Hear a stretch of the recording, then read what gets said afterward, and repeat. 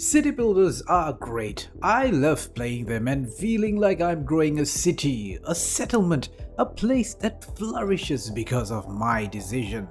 But one thing city builders aren't known for are battles, specifically land battles. They don't really have awesome combat. I mean, developers have tried even from way back in the day. It's always been clunky, annoying, and not really much fun.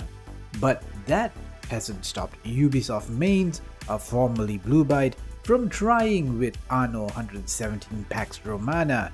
As I mentioned in my previous video about the game, it makes perfect sense to introduce land battles in a game set in Roman antiquity.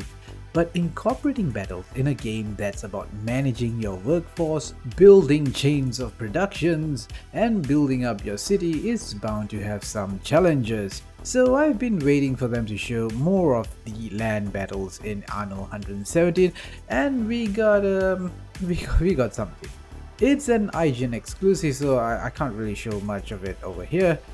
But what's confirmed in the exclusive look is that your soldiers are recruited from your population, so the larger your army, the less workforce you have to produce goods that are vital to the survival and growth of your ancient city.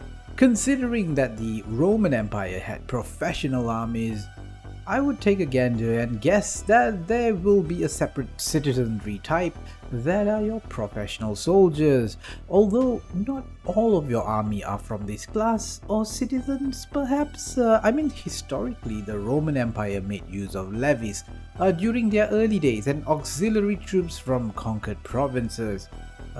It would be super cool if you could recruit auxiliary troops from conquered provinces that unlock unique cultural units, like something from the Celts for instance.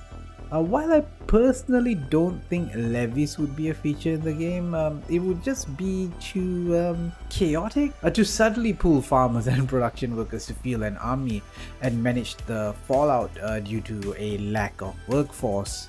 However, I do think levies could be like an emergency measure. Let's say you are attacked by raiders or barbarians and you need to suddenly muster an army. You'll make do with the production hit to deal with the crisis.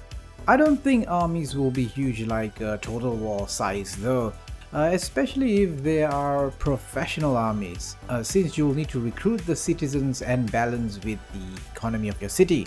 If you want a massive army, you'll probably need a very massive city to support not needing the soldiers in your workforce.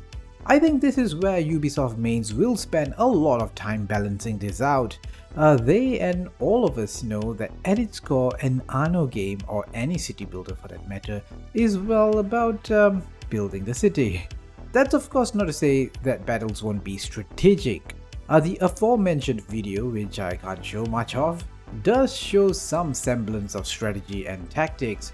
We've seen battles in open battlefields and in city streets. There is some emphasis on flanking and attacks from the rear for bigger damage. Morale will play a role in the battle, as mentioned by the creative director.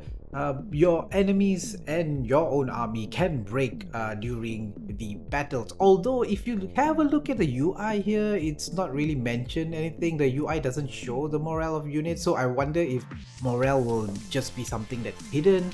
Or perhaps, the game's not done yet, so elements of the UI are not really shown, at least in this build of the game.